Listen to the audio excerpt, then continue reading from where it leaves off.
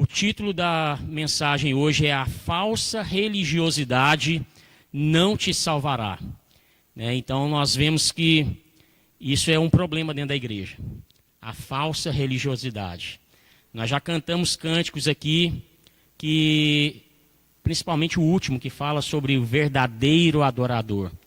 Então é o contraste com aqueles outros que não adoram o Senhor em espírito e verdade. É isso que nós vamos ver hoje. Então nós vamos ver sobre os novos céus e a nova terra, mas esses daí, os falsos religiosos, não entrarão nesses novos céus e nessa nova terra. Então nós vamos ler o texto que está lá em Isaías 66, do versículo 1 até o versículo 9. Então nós já vimos nas mensagens anteriores o capítulo 64, o 65. Hoje nós vamos ver o 66, o começo dele. Esse é o último capítulo do livro de Isaías. E domingo que vem nós vamos encerrar a nossa série com o restante deste capítulo. Então vamos abrir nossas Bíblias. Ali também nos slides tem o texto. Está na versão Nova Almeida atualizada, mas se você tiver outras versões, você também pode acompanhar. Então vamos ler. Assim diz o Senhor: o céu é o meu trono, e a terra é o estrado dos meus pés.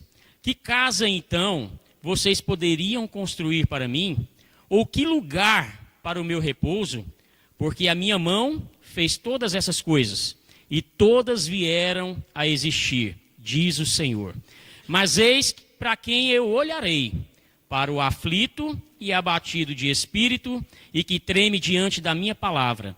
Quem mata um boi é como o que comete homicídio. Quem sacrifica um cordeiro, como o que quebra o pescoço de um cão. Quem traz uma oferta de cereais, como o que oferece sangue de porco. Quem queima incenso, como o que bendiz um ídolo. Como estes escolheram os seus próprios caminhos, e a sua alma tem prazer nas suas abominações, assim eu lhes escolherei o castigo, e farei vir sobre eles o que eles temem. Porque clamei e ninguém respondeu, falei e não escutaram, mas fizeram o que era mal aos meus olhos, e escolheram aquilo em quem não tenho prazer. E escutem a palavra do Senhor, vocês que tremem diante da sua palavra. Os irmãos de vocês os odeiam e os rejeitam por causa do amor de vocês pelo meu nome. Eles dizem que o Senhor mostre a sua glória, para que vejamos a alegria de vocês. Mas eles é que serão envergonhados. Voz de grande tumulto virá da cidade, voz do templo, voz do Senhor, que dá a devida retribuição aos seus inimigos. Antes de entrar em trabalho de parto, deu à luz. Antes que lhe viessem as dores, teve um menino. Quem já ouviu uma coisa dessas? Quem já viu algo assim? Será que um país pode nascer num dia só? Será que uma nação pode nascer de uma só vez? Pois Sião, antes que lhe viessem as dores, deu à luz os seus filhos. Será que eu faria vir as dores de parto, sem fazer com que o filho nasça? Diz o Senhor. Será que eu, que faço nascer, fecharia o ventre da mãe? Diz o seu Deus, ó Sião. Vamos orar mais uma vez? Ó Deus, em nome de Jesus, pela tua graça, pela tua infinita bondade e misericórdia, Pai, em nome de Jesus nós rogamos que o Senhor traga edificação à tua igreja nessa noite, Pai. Ó Deus, que tudo que eu falar aqui não venha dos meus lábios, mas venha do teu coração, Pai. Venha da tua palavra, para que, Senhor, a tua palavra seja ministrada de maneira eficaz no coração de cada irmão que está ouvindo. Ó Deus, seja aqui presencialmente ou seja em casa, que o Senhor fale ao coração de cada um. Que nós possamos aprender, Pai, que nós precisamos ser verdadeiros adoradores, para que possamos, Senhor, viver eternamente com o Senhor, nos novos céus e nova terra que o Senhor estabelecerá, Pai. É isso que nós te pedimos, te agradecemos, em nome de Jesus. Amém. Irmãos, essa palavra é difícil. Como o pastor disse nos domingos anteriores, o livro de Isaías é complicado. Ele usa termos aqui muito difíceis, mas pela glória do Senhor, pela graça do Senhor, nós traremos aqui aquilo que está dizendo o texto. Então nós vamos começar pela definição de religiosidade. Religiosidade é a qualidade do que é religioso. É a disposição para os sentimentos religiosos. É a devoção. No sentido figurado, é o escrúpulo, zelo. E também no sentido figurado, é fervor e dedicação. Então, basicamente, isso não é ruim. Nós somos religiosos. Nós praticamos a religiosidade. Mas nós dissemos no título da mensagem que a falsa religiosidade não trará a salvação. Então a religiosidade faz parte da vida de um cristão, mas quando o que motiva essa religiosidade, o que sustenta essa religiosidade não é Cristo, não é o Evangelho, ela é pela conveniência, o egocentrismo e algo que não vem do Senhor, ela se torna algo ruim. Ela se torna algo que destrói e não torna a pessoa um verdadeiro cristão. Então nós vamos ver isso. Eu trouxe algumas frases de algumas pessoas que falaram sobre essa questão da religiosidade. Como é terrível viver uma religiosidade vazia e desprovida da verdade. Quando optamos por seguir este caminho, corremos perigo de distorcer as Escrituras que tanto dizemos conhecer, aplicando-as ao nosso bel prazer para satisfazer conceitos exclusivamente humanos. Consequentemente, falamos de um Deus, com letra minúscula, porque não é o verdadeiro, que definitivamente não é o verdadeiro Deus na Bíblia. Quem disse isso foi Jefferson Bernardo. E tem duas frases aqui também do C.S. Lewis, que é um escritor, uma pessoa cristã que é bastante conhecida, e que falou também sobre isso. Se o cristianismo, se for falso, não tem valor. Se for verdadeiro, tem valor infinito. A única coisa que lhe é impossível ser é mais ou menos importante. E também ele disse, se você está à procura de uma religião que te deixe confortável, definitivamente eu não lhe aconselho o cristianismo. Então está falando sobre a falsa religiosidade, sobre motivos que não levam a pessoa a ser de fato um verdadeiro cristão, um verdadeiro adorador. Então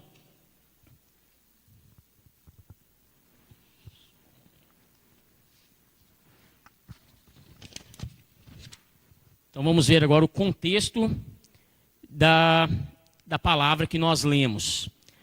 Então, nós já vimos nos domingos anteriores que por causa do pecado e da idolatria, Deus trouxe uma dura disciplina sobre o seu povo, por meio do cativeiro babilônico. Isaías não viveu o cativeiro, mas ele profetizou esse cativeiro cerca de 70 anos antes. Ele também profetizou 70 anos depois do início do cativeiro, a libertação, sobre a libertação do exílio. Em seu livro, ele também respondeu a questões como Deus permite o povo passar por sofrimentos, apontando para a justiça e a bondade de Deus. Essas profecias, elas vão muito além da ocasião do Antigo Testamento. Elas apontam para a primeira e a segunda vinda de Cristo, visando consolar o povo como um vislumbre da eternidade. Então, naquela época, ele estava profetizando para eles a primeira vinda de Cristo, porque Cristo não tinha vindo ainda, e para nós agora, a segunda vinda. Então, essa profecia é tanto para a primeira quanto para a segunda vinda. No capítulo anterior que nós vimos, o 65, Isaías mostra uma antítese, como o pastor disse, um contraste, colocando os bons e os maus, aqueles que amam o Senhor e aqueles que são inimigos do Senhor. Então, quanto ao futuro dos eleitos de Deus e os ímpios rebeldes que se afastaram do Senhor. A rejeição de Israel e a salvação dos gentios, que eram aqueles que não eram judeus. E como nós somos gentios, porque nós não somos judeus, mas nós seremos salvos ou somos salvos porque o Senhor também trouxe a salvação a nós. Mas também traz uma maravilhosa esperança ao povo de Deus, aos que aguardam a vinda do Redentor. No final do capítulo, Isaías traz um poema que aponta para a eternidade, para a criação do Senhor nos novos céus e na nova terra. E é isso que nós estamos vendo.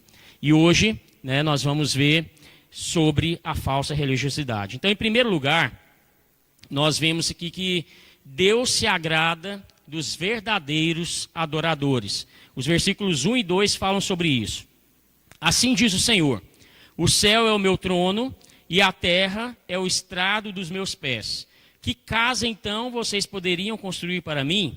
Ou que lugar para o meu repouso? Porque a minha mão fez todas essas coisas, e todas vieram a existir, disse o Senhor. Mas eis para quem olharei: para o aflito e abatido de espírito, e que treme diante da minha palavra. Então, o primeiro ponto desse tema aí não é por causa do templo que o Senhor habita no meio do seu povo. Então nós vamos ver, como lá em 1 Reis 8, 27, que fala: mas será que de fato Deus poderia habitar na terra? Eis que os céus e até os céus dos céus não podem conter, muito menos este templo que eu edifiquei. Então nós já vemos que o Senhor não pode habitar em templos feitos por mãos humanas, porque nem o céu dos céus pode conter o Senhor. Lá também em Atos 7, 48 e 50 diz assim: entretanto, o Altíssimo não habita em casas feitas por mãos humanas. Como diz o profeta: o céu é o meu trono e a terra é o estrado dos meus pés. Que casa vocês edificarão a mim, diz o Senhor? Ou qual é o lugar do meu repouso? Não é fato que a minha mão fez todas essas coisas? Então nós vemos que ele cita, lá em Atos, está citando o que Isaías acabou de dizer, o que nós acabamos de ler também. Então, em todo o texto, Isaías vai fazer esse comparativo, essa antítese, para mostrar o que o Senhor quer dizer para nós. Aqui ele está mostrando a grandeza, a infinitude, o poder de Deus, o quanto nós somos falhos e infinitos. Quem somos nós para construir algo que seja digno do Senhor? Nós não temos esse poder. Nós não temos essa capacidade. Quem somos nós? Como o irmão presbítero Danilo acabou de dizer, nós pecamos. Nós pecamos todos os dias. Nós pecamos, mesmo nós procurando o Senhor, mesmo nós adorando o Senhor, mesmo nós nos dobrando diante do Senhor todos os dias, lendo a Bíblia, fazendo oração, nós pecamos. Então quem somos nós? O Senhor é o Deus Todo-Poderoso. Ele é o Criador dos céus e da terra. Nada pode ser comparado ao Senhor. Nada, não existe nenhuma criatura no universo que seja comparado ao Senhor, que chegue nem aos pés. Nem o universo inteiro pode conter o Senhor. O seu trono está no céu e a terra é apenas o descanso de pé dele. Quando fala estrado dos meus pés, tem algumas versões que fala escabelo dos meus pés. O que é isso? O que ele está querendo falar aqui? Você já viu quando você está trabalhando lá, você tem um descanso de pé lá, que você põe o pezinho lá para não ficar doendo, a circulação ficar melhor? É isso. Fala que a terra é o descanso de pé do Senhor. Então, se a terra é o descanso de pé do Senhor, quem somos nós dentro dessa terra? Nós não somos nada. Nós não somos ninguém. Então nós não podemos construir algo que seja digno do Senhor. E aqui também Isaías está profetizando a futura destruição e reconstrução do templo. Então também está falando que o que nós construímos é tão frágil que pode se acabar, que qualquer coisa pode derrubar. Então por que isso seria local de descanso e de habitação do Senhor? Então aqui está falando que o templo lá em Israel seria destruído e seria reconstruído depois. Então, como algo tão imperfeito e frágil pode conter um Deus tão infinito e perfeito? Eles estavam se apegando ao templo, eles achavam que por causa do templo, da pomposidade do templo, das coisas bonitas que tem no templo, hoje ainda em dia a gente vê esse mesmo sentimento. Tem pessoas aí construindo templos faraônicos, com ouro, com coisas gigantescas. Lá em São Paulo tem um templo lá que não é todo mundo que pode entrar lá dentro não, porque o negócio lá é refinado. Mas será que esse é o lugar que Deus vai habitar? Será que é aí que o Senhor vai fazer como repouso? Não, não é aí. Eles pensavam que era. Eles pensavam que o motivo para o qual Deus ia aprovar eles era o templo. Mas nós vivemos hoje num mundo egocêntrico, individualista. As pessoas acham que são autossuficientes, elas acham que pode tomar suas decisões como se elas tivessem o controle das suas vidas. Elas acham que excluir Deus da sua vida é algo que vai fazer elas terem o controle da vida delas, porque elas pensam, não, se eu colocar Deus, eu vou ter que seguir, né, todos os padrões cristãos, e isso vai ser chato na minha vida. Então eu tenho que excluir Deus e fazer aquilo que eu quiser, o que me der na telha, o que achar que é o certo para mim. Então nós vamos ver isso também, o texto fala sobre isso, né? Eles acham que sabem o que é melhor para as suas vidas. E esse Deus onipotente, que é inigualável em poder, glória e majestade, esse Deus onipresente, que não há um lugar sequer onde ele não esteja, esse Deus onisciente, que tem pleno conhecimento de todas as coisas, definitivamente não escolheu habitar no meio do seu povo por causa do templo, do local que nós construímos para ele, do que nós podemos fazer ou oferecer para ele. Então o Senhor, ele vai habitar com o humilde de espírito. É isso que o texto fala aqui. Ele habita naquele que é, né, abatido e contrito de espírito e treme diante da palavra. Então é por causa daquele que é humilde de espírito, que reconhece ser finito e dependente do Senhor. E mais do que isso, ele reconhece que a palavra do Senhor é viva, eficaz e verdadeira. E, portanto, ele cumpre essa palavra de forma plena. Então o Senhor está falando aqui para aqueles que sabem o que eles estão fazendo, né? Que quando canta os cânticos que nós cantamos, ele sabe o que a letra está dizendo, ele sabe o que ele está cantando, porque ele vai fazer aquilo de verdade. Às vezes nós cantamos e aquilo que nós estamos falando ali não é a verdade na nossa vida, não é aquilo que a gente pratica no nosso dia a dia. Então isso tem que ser verdade. Aquilo que você lê, aquilo que você ora, aquilo que você ouve, tem que ser verdade na sua vida. Então a palavra do Senhor tem que ser verdadeira. Então o aflito e abatido de espírito, que treme diante da palavra, remete ao coração que não resiste ao imensurável poder do Senhor.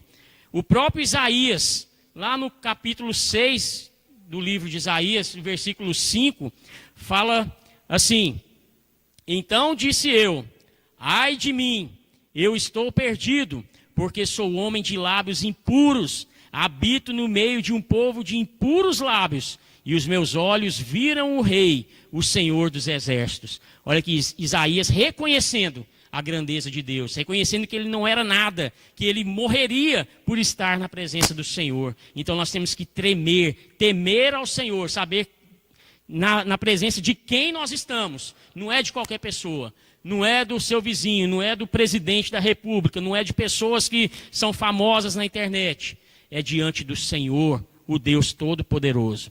Lá em João 4, 22 ao 24, fala assim: vocês adoram o que vocês não conhecem. Nós adoramos o que conhecemos, porque a salvação vem dos judeus. Aqui está falando de Cristo. A salvação é Cristo que vem da linhagem dos judeus, quando ele se encarnou. Mas vem a hora, e já chegou, em que os verdadeiros adoradores adorarão o Pai em espírito e em verdade.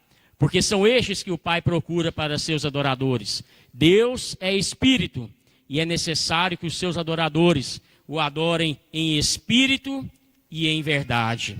Então nós temos que adorar o Senhor em espírito e em verdade, com todo o nosso ser, com toda a nossa força. Não é só com as palavras vazias, não é só com atos ou obras que não valem nada. Mas nós temos que fazer tudo com excelência diante do Senhor. Então Deus mostra o seu favor aos verdadeiros adoradores, e não para aqueles que confiam nas obras de suas mãos. Em segundo lugar, nós vemos que Deus não mostra favor aos que procedem com hipocrisia. Então agora vai falar para aqueles que são falsos religiosos, para aqueles que vivem como hipócritas. Hipócrita é aquele que vive falsamente, que fala uma coisa e faz outra, que prega uma coisa e vive outra totalmente diferente. Ele não cumpre a sua palavra. Então nós vamos ver aqui, e essa parte é difícil. porque ela vai falar coisas que realmente para nós hoje não faz tanto sentido, porque nós não fazemos mais sacrifício como eles faziam naquela época. Mas nós vamos ver aqui direitinho. Quem mata um boi é como o que comete suicídio. Quem sacrifica um cordeiro, como o que quebra o pescoço de um cão. Quem traz uma oferta de cereais, como o que oferece sangue de porco. Quem queima incenso, como o que bendiz um ídolo. Como estes escolheram seus próprios caminhos, e a sua alma tem prazer nas suas abominações, assim eu lhes escolherei o castigo e farei vir sobre eles o que eles temem. Porque clamei e ninguém respondeu, falei e não escutaram. Mas fizeram o que era mal aos meus olhos e escolheram aquilo que eu não tenho prazer. Escutem a palavra do Senhor, vocês que tremem diante da sua palavra. Os irmãos de vocês os odeiam e os rejeitam por causa do amor de vocês pelo meu nome. Eles dizem que o Senhor mostre a sua glória, para que vejamos a alegria de vocês. Mas eles é que serão envergonhados. Voz de grande tumulto virá da cidade, voz do templo, voz do Senhor, que dá a devida retribuição aos seus inimigos. Então nós vamos ver aqui que as obras sem verdade, com o coração longe de Deus, são reprovadas. Então o texto mostra algo que foi prescrito pelo Senhor: sacrifício e oferta. Nós estamos falando aqui de sacrifício e oferta. Naquele tempo ainda, como Jesus ainda não havia vindo pela primeira vez, eles deveriam de tempo em tempo fazer sacrifícios em prol do perdão dos pecados deles. Então eles iam até o templo e o sacerdote oferecia o sacrifício para remissão de pecados do povo naquela época. Então aqui ele está fazendo um comparativo, ele está falando de coisas que o Senhor mesmo tinha ordenado fazer, mas ele compara com coisas absolutamente terríveis. Ele está falando de quebrar o pescoço de um cão, oferecer sangue de porco e outras coisas aqui como homicida. Então ele está comparando essas coisas sagradas que o Senhor tinha instituído com coisas profanas. Então por que o Senhor está fazendo essa comparação aqui? O termo aquele que ou quem é utilizado 5 vezes aqui, referindo àqueles que adoram o Senhor apenas pela lei, pela letra. Então ele pega aquilo que está escrito e faz. Mas ele não está fazendo com o coração. Ele não está fazendo em espírito e em verdade. Ele está cumprindo um rito, mas esse rito não passa do teto. Porque ele não está fazendo com verdade. Então aqui está falando que ele é hipócrita, porque ele faz algo falso para o Senhor. Então ele fala aqui que o Senhor tem essa atitude hipócrita, falsa, como uma abominação, como algo que ele não aprova. Pelo contrário, ele reprova esse espírito dessa pessoa que faz dessa forma. Não está fazendo com o coração. Na perspectiva divina, isso é tão inaceitável quanto as práticas pagãs mais abomináveis. Então, é a mesma coisa de hoje, você pegar a coisa mais terrível da sociedade e comparar com as coisas que fazemos aqui dentro da igreja. É pior você estar aqui dentro da igreja fazendo algo que não é de coração, algo que não é para o Senhor, não é com verdade, do que você estar lá no mundo pecando, sem saber que você está pecando. Então nós temos que abrir os nossos olhos para isso, porque nós não podemos fazer as coisas santas, puras, separadas por Deus, de qualquer forma. Nós não podemos fazer isso só por fazer. Nós temos que fazer isso com verdade, com coração, com a nossa força. É como se para essas pessoas aqui, a alma deles encontrasse satisfação nas suas abominações. Então, para eles, o fato deles estar cumprindo a letra, cumprindo a lei, está tudo certinho. Não tem mais nada para eles fazer. Eles estão cumprindo aquilo que eles estão falando. Então, são lobos em pele de cordeiros. Infelizmente, nós sabemos e vemos que existem muitas pessoas dentro da igreja vivendo assim. Muitas, não é poucas não, é muitas. Muitas pessoas que estão dentro da igreja, que exercem algum tipo de serviço, podem até estar na liderança da igreja, e fazem dessa forma. E não vivem aquilo que estão pregando, não vivem aquilo que estão fazendo para o Senhor, não fazem de coração, não fazem com excelência. O Senhor Deus abomina esse tipo de prática e por isso o Senhor os condena. Lá em Provérbios 15, o versículo 8 fala assim: o Senhor detesta o sacrifício dos ímpios, mas a oração dos retos é o seu prazer. E lá em Isaías capítulo 1, 13 fala assim: não me tragam mais ofertas vãs. O incenso é para mim abominação. E também as festas da lua nova, os sábados e a convocação das assembleias. Não posso suportar iniquidade associada à reunião solene, ao culto solene. Então, quando a iniquidade está envolvida, está entrelaçada com o culto solene, o Senhor não pode suportar. Não é algo que o Senhor aceita. Então, quando a gente faz esse tipo de coisa, o nosso culto é vão. A nossa oferta ao Senhor é vã. Então nós não podemos proceder dessa forma. E segundo, os que andam segundo o seu próprio entendimento receberão o castigo. Nós vemos aqui que esse tipo de prática é uma escolha deliberada, ou seja, é uma escolha proposital, pois eles pensam que eles vão escapar pelos seus próprios caminhos. Eles pensam que a força da sua mão vai trazer algo para eles. Eles são orgulhosos, já que a sua alma tem prazer nisso. O orgulho é uma palavra que está sendo muito dita hoje em dia. Ah, eu tenho orgulho disso, tenho orgulho daquilo. Você sabe o que o orgulho significa? O orgulho é a principal característica de alguém que tem um conceito exagerado de si próprio. De alguém que é altivo, arrogante, soberbo, que acha que pode escolher o seu próprio caminho. Então esse é orgulhoso. O Senhor fala em alguns momentos na palavra que Ele tem orgulho de nós, mas esse é um orgulho diferente. É uma alegria, igual o pai tem o orgulho do filho que tirou uma boa nota, que vence uma competição. Esse orgulho bom de você estar satisfeito naquilo que aconteceu, ok. Mas quando o orgulho é algo que você fala assim, não, eu sou assim, não tem ninguém que vai fazer me mudar. Então eu tenho orgulho de quem eu sou. Eu tenho orgulho do que eu faço. Então quando está apontando para você próprio, quando está apontando para que você não ouça aquilo que as pessoas estão falando, é soberba, é arrogância. E isso não é legal para o Senhor. Lá em Provérbios 24, 1 fala assim: olhar arrogante e coração orgulhoso é a lâmpada dos ímpios, são pecado. Então o Senhor está falando isso, que o olhar arrogante e o coração orgulhoso é pecado. Deus reprova essa escolha, dizendo que clamou, falou, mas ninguém deu ouvidos à palavra do Senhor. Ninguém levou a sério o que o Senhor estava dizendo. Mas antes escolheram fazer aquilo que não agrada o Senhor. Lá em Romanos 1,32 fala assim: embora conheçam a sentença de Deus, de que os que tais coisas praticam são passíveis de morte, eles não somente fazem essas coisas, mas também aprovam os que a praticam. Deus diz aqui que vai castigá-los justamente com aquilo que eles mais temem. Lá no versículo fala isso. Eles serão envergonhados e eles vão ter um castigo com aquilo que eles mais temem. Então o Senhor mesmo disse isso.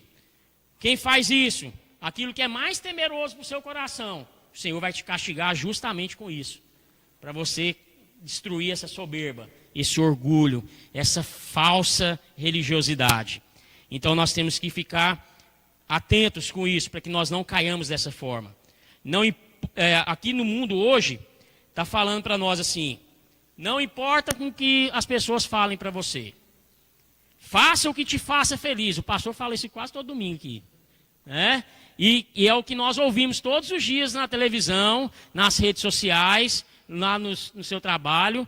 É isso aqui. Não importe com o que digam de você. Faça o que te faça feliz. Seja o que você quiser. Cuidado. Aqueles que andam com seu próprio entendimento receberão o castigo. Você quer ser reprovado por essas pessoas que falam isso para vocês? Ou vocês querem ser reprovados pelo Deus Todo-Poderoso, Criador dos céus e da terra? Olha o que diz lá em Hebreus 10, 31. Horrível coisa é cair nas mãos do Deus vivo. Então, eu falar para você, seja reprovado pelo mundo e seja aprovado por Deus. Essa é a melhor escolha. Pense nisso. Vamos continuar então. Deus condena aqueles que zombam dos que temem ao Senhor. O texto continua dizendo que essas mesmas pessoas que fazem as coisas hipocritamente, que são falsos religiosos, que não fazem com o coração, não fazem com a verdade, eles zombam daqueles que amam o Senhor. Eles dizem para eles, que a glória do Senhor seja vista em vocês, que seja vista a sua alegria. Isso não é algo que eles desejam ver de fato. Eles estão falando dessa forma que é sarcasticamente, né? Zombando, falando, vai lá, continua adorando o Senhor, né? O jeito que eu estou fazendo é o certo. Continua fazendo aí o que você quer. Mas o Senhor está falando aqui que Deus condena aqueles que zombam dos que amam o Senhor, né? E aqui está falando no texto, os irmãos de vocês. Então nós vemos que as pessoas fora da igreja, os ímpios, né? Eles fazem essas coisas, eles zombam de nós. Né? A Bíblia fala que nós seremos perseguidos por causa do nome do Senhor. Fala que nós seremos, né, envergonhados na frente dos outros porque nós amamos o Senhor. Só que o Senhor fala, aqueles que serão envergonhados serão exaltados. Porque o Senhor vai exaltar aqueles que amam a Ele.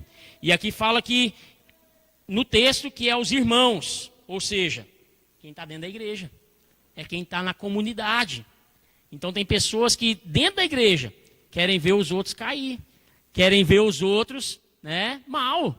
Existem isso, gente. Por mais incrível que pareça, existe. Nem todo mundo que está dentro da igreja está fazendo com o coração contrito. E esses são os falsos religiosos. Então, o Senhor quer advertir sobre os que fazem parte da comunidade. Ao invés de adorar em conjunto, debocham e zombam daqueles que procedem retamente. Lá em Lucas 18, 9 a 14, nós temos a narrativa da parábola do fariseu e do publicano. Acho que todo mundo conhece essa parábola aqui. O fariseu e o publicano. Onde o fariseu, cheio de si, com soberba e orgulho, orava, se vangloriando daquilo que ele fazia. E sobre todos os outros, ele falava assim, eu dou glória a Deus, porque eu não sou como esses que estão aqui. Eu não sou com aqueles, né, que estão ali no cantinho, que estão lá atrás, que estão lá em casa. Eu sou melhor que vocês.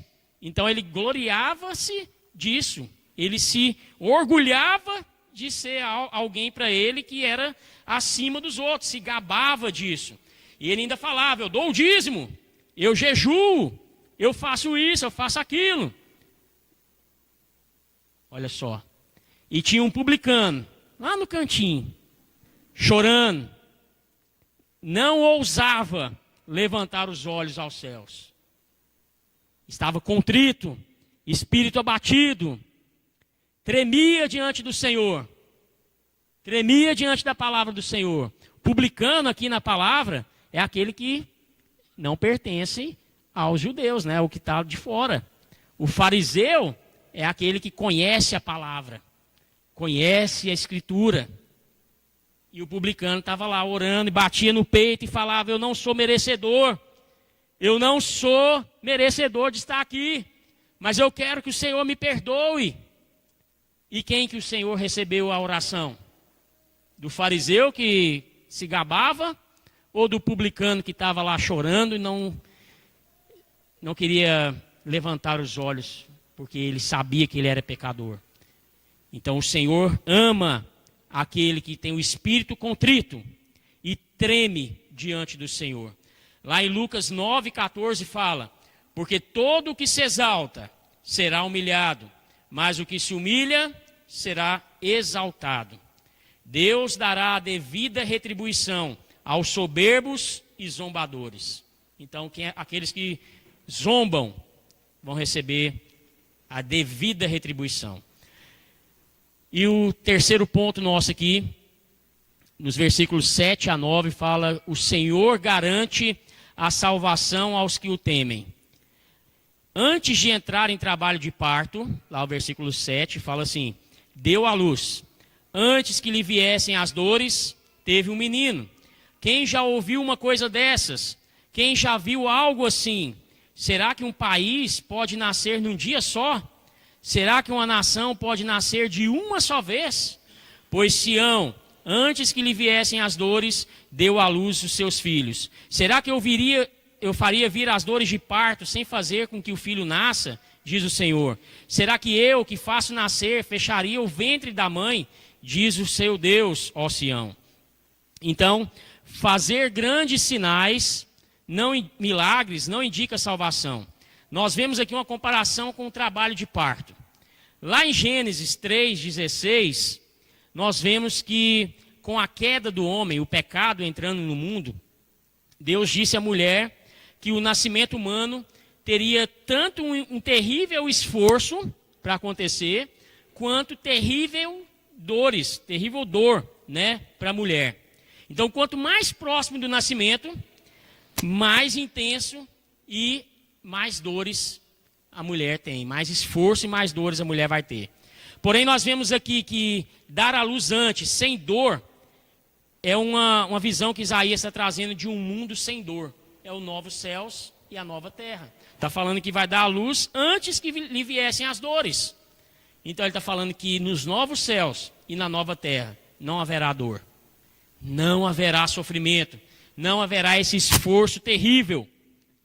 Porque o Senhor vai tirar todas essas coisas. O Senhor vai tirar todos os efeitos da queda. Nós não teremos mais sofrimento com esses efeitos. E o texto continua perguntando se um país, uma nação, pode nascer num dia, de uma só vez. Vamos imaginar aqui agora. Não existia nada na América do Sul aqui. Nadinha, só terra, árvore, mato e animal. E num piscar de olhos, passa a existir tudo que existe hoje. Seria possível isso? Sem esforço, sem suor, sem tempo de processar as coisas, pessoas batalhando, construindo. Mas aqui está perguntando, Deus está perguntando, será que isso pode acontecer? É muito improvável, não é? É impossível, é um milagre. Falando assim, nós temos que entender também que os falsos religiosos podem até mesmo realizar prodígios e sinais. A Bíblia diz que o anticristo vai fazer coisas improváveis, coisas, né, admiráveis. Porém, se não for pelo Senhor e para o Senhor, essas pessoas não estarão presentes nos novos céus e na nova terra, na eternidade com o Senhor Jesus. Mateus 7, 22, 23 mostra isso. Muitos naquele dia, isso Jesus dizendo, vão me dizer, Senhor, Senhor, nós não profetizamos em teu nome? Em seu nome não expulsamos demônios? Em seu nome não fizemos muitos milagres? Então lhes direi claramente, eu nunca conheci vocês. Afastem-se de mim, vocês que praticam o mal. A salvação vem apenas pelo Senhor. Somente Deus pode alterar todos os termos sobre os quais a vida humana funciona. Só o Criador, que está fora do sistema da criação, aquele que está narrando a história, tem o poder de alterar tal curso dos eventos de uma forma fundamental. Virá o dia quando Cristo, o servo, o Messias que Isaías está dizendo aqui, ele descerrará os céus e no momento singular, Sião dará à luz a um povo novo em folha, um povo que será para sempre libertado da maldição do pecado. Essa é a visão de Isaías aqui. O Senhor, no momento da vinda do Senhor, ele vai abrir os céus, ele vai fazer novos céus e nova terra, e aquilo que era velho vai passar, e o que é novo vai ser estabelecido, e nós vamos viver num lugar que não haverá mais sofrimento, não haverá dor. Então, nós seremos libertos da maldição do pecado. A ação de Cristo para a redenção se inicia lá em Gênesis, porque Deus criou todas as coisas através de Jesus. Ele estava na criação. Ele criou todas as coisas. Por meio dele, para ele e por ele foram criadas todas as coisas. Depois, lá na cruz, ele pagou o preço da libertação, morrendo e ressuscitando.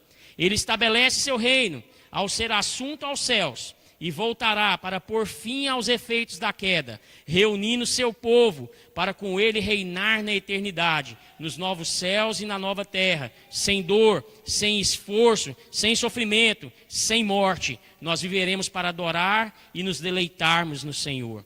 Romanos 11:36 diz que porque dele, por meio dele e para ele são todas as coisas. A ele, pois, seja glória para todos sempre. Amém. João 14:6 fala, Jesus respondeu, eu sou o caminho, a verdade e a vida. Ninguém vem ao Pai senão por mim. Lá em Atos 4:12 fala, e não há salvação em nenhum outro, porque debaixo do céu não existe nenhum outro nome dado entre os homens pelo qual importa que sejam salvos. E Efésios 2:8 e 9 fala, porque pela graça de Deus vocês são salvos, mediante a fé, e isso não vem de vós, é dom de Deus, não por obras, para que ninguém se glorie. Então, aqueles que acham que pode se gloriar pelas suas obras, não é esses que vão ser salvos. Os serão salvos são aqueles que amam o Senhor, reconhecem que Jesus, Ele é o Salvador. E por fim, o Senhor é fiel para cumprir a promessa de salvação que Ele fez. Lá em Isaías 43:13 fala, ainda antes que houvesse dia, eu sou, e não há quem possa livrar alguém das minhas mãos. Agindo eu, quem impedirá? Filipenses 1:6, estou certo de que aquele que começou a boa obra em vocês, há de completá-la até o dia de Cristo Jesus. Apesar de nós sermos falhos, falsos, finitos, orgulhosos, arrogantes, egocêntricos, o Senhor cumprirá em nós todos os seus desígnios. Jesus já cumpriu a sua missão de morrer no nosso lugar. Era nós que deveríamos ter morrido lá naquela cruz. Mas Jesus veio para morrer por nós e nos dar um lugar lá nos novos céus e nova terra, para reinar com Ele, soberano, absoluto. Isaías profetizou a primeira e a segunda vinda. Todas as promessas que estão no livro da Bíblia foram cumpridas, estão sendo cumpridas, porque o Senhor é fiel. Ele vai cumprir todas as suas promessas, inclusive a de que nós estaremos com Jesus quando Ele voltar. Nós estaremos nos novos céus e nova terra. Vamos viver eternamente com o Senhor, sem dor, sem sofrimento. O que Ele começou, Ele vai cumprir. Ele ainda vai fazer e ninguém pode impedir o seu agir. E Ele está voltando e em breve Ele vai estar aqui conosco. Então esteja pronto. Concluindo, a falsa religiosidade gera comodidade, amornamento da fé, faz com que o culto seja um mero evento, que pode ser feito de qualquer jeito, rotineiro, sem vida. Não há louvor nem adoração, apenas palavras e gestos vazios, mente distante, falsidade, hipocrisia. Lembrando de que nós somos templos do Espírito do Senhor. Então nosso culto é diário, constante, independente do lugar que você esteja, independente da hora. Você tem que ser cristão, você tem que fazer tudo ao Senhor racionalmente. Ao cantarmos, orarmos, lermos a palavra, devemos estar atentos ao que nós estamos falando, estar atentos aos que nós estamos fazendo. Devemos proceder com excelência e de todo o coração, ter espírito contrito e temente ao Senhor. A contrição é fruto de um verdadeiro arrependimento e entendimento de que nada somos, nada merecemos, mas que carecemos da graça e da misericórdia de Deus. Portanto, a falsidade religiosa ou a falsa religiosidade não nos dá salvação. Nossas obras não nos dão salvação. Não há nada que possamos dizer ou fazer que nós seremos merecedores da salvação. A salvação, ela é um favor de Deus a nós, merecido por Jesus na cruz. E na sua morte, na sua cruz, na sua ressurreição. Então, que você nunca será bom o bastante para que você mereça essa salvação. Lá em Salmos 51, 16 e 17 fala, pois não te agradas de sacrifícios, do contrário, eu os ofereceria. E não tens prazer em holocaustos, sacrifício agradável a Deus. É o espírito quebrantado, coração quebrantado e contrito, não desprezarás, ó Deus. E por fim, as aplicações. Deus é fiel, então seja fiel a Deus também. Se Ele é fiel, seja fiel. Adore o Senhor com toda a sua força, com todo o seu ser. Reconheça que você não é merecedor do favor dEle. Tema e trema diante do Senhor. Faça tudo ao Senhor com verdade e excelência. Dependa e confie totalmente no Senhor. E lembre-se, o coração humilde agrada ao Senhor. Então que Deus nos abençoe. Em nome de Jesus.